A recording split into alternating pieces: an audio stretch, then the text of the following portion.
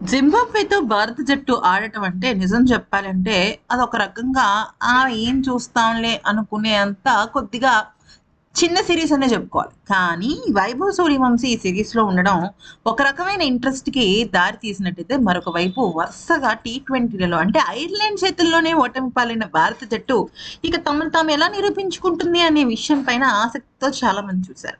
అయితే ఈ నేపథ్యంలో వైభవ్ సూర్యవంశీ 19 బంతుల్లోనే ఫాస్టెస్ట్ 50 చేశాడు. ఇక 15 ఏళ్ల వయసులోనే ఇన్ని రికార్డులు అంటే దాదాపుగా 38 సంవత్సరాల రికార్డును బద్దలు కొట్టాడు. ఈ నేపథ్యంలో పాకిస్తానీ దిగ్గజాలు కొంతమంది రకరకాలుగా స్పందించారు. ఎప్పుడు కూడా వాళ్ళ వంకర బుద్ధిని చూపించుకుంటూ ఉంటారు, కానీ ఈసారి పూర్తిగా మాట మార్చేశారు. అసలు ఇంతకీ ఏమన్నారో తెలుసుకుందాం. మొదటిగా షోయబ్ అఖ్తర్ వ్యాఖ్యానిస్తూ ఏమన్నాడంటే, వైభవ్ సూర్యవంశీని నేను ఐపీఎల్ నుంచి చూస్తున్నాను. అతనిలో ఫియర్‌లెస్ గేమ్ అనేది తను బయటకు చెప్తున్నాడు. అది నాకు చాలా స్పష్టంగా కనిపించింది. ఎందుకనంటే అతని ఆట తీరు చూసినట్టయితే తను ఫస్ట్ బంత్ నుంచి కూడా చాలా కాన్ఫిడెంట్‌గా ఆడుతున్నాడు. అవతల జట్టు ఇంగ్లాండా, ఆస్ట్రేలియానా లేదా వేరే ఇంకేదైనానా, సీనియర్ బౌలరా అన్న విషయం అయితే ఈ బాబు పట్టించుకోవటం లేదు.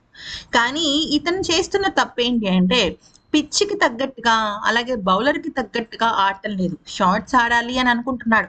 అలా చేయటం కరెక్ట్ కాదు.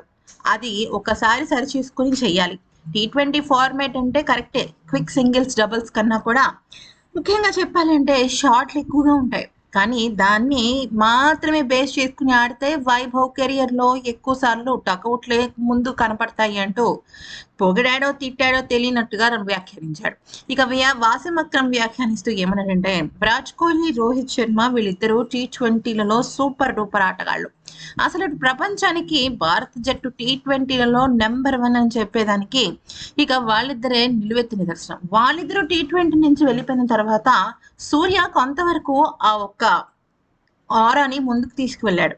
కానీ ఇప్పుడున్న యువ ఆటగాళ్ళు ఎంతవరకు ముందుకు రాణిస్తారో తెలియటం లేదు. కానీ వైభవ్ సూర్యవంశీ కానీ, అభిషేక్ శర్మ కానీ, ఇషాన్ కానీ వీళ్ళ ముగ్గురు బాగా ఆడుతున్నారు. వీళ్ళ ముగ్గురు కన్నా కూడా తిలక్ వర్మ ఇంకాస్త తోపని అనిపిస్తుంది.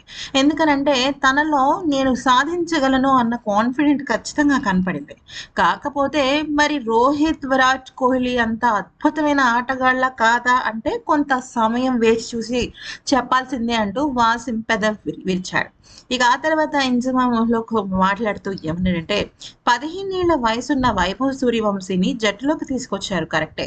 కానీ చాలా మంది ఇంకా సత్తా ఉన్న ఆటగాళ్ళని జట్టు నుంచి పక్కకు తీసేశారు. మరి దాని గురించి ఏమంటారో బీసీసీఐ తనకు తాను ప్రశ్నించుకోవాలి.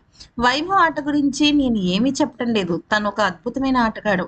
కానీ ఇక్కడ నేను చెప్పాలనుకున్నది ఏంటి అంటే, వైభవ్ లాంటి చిన్న చిన్న వయసున్న ఆటగాళ్ళ కోసం ఒక ప్రత్యేకమైన సిరీస్‌ని ఏర్పాటు చేయాలి. అఫ్‌కోర్స్ అండర్-19 లాంటివి ఉంటాయి. కానీ నేను చెప్పేది వేరే రకమైన సిరీస్.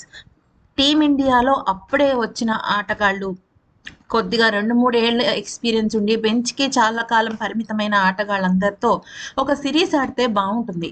ఇది బీసీసీఐ ఎందుకు ఆలోచించటం లేదు, నాకు అర్థం కావటం లేదు అంటూ ఈ రకంగా స్పందించాడు.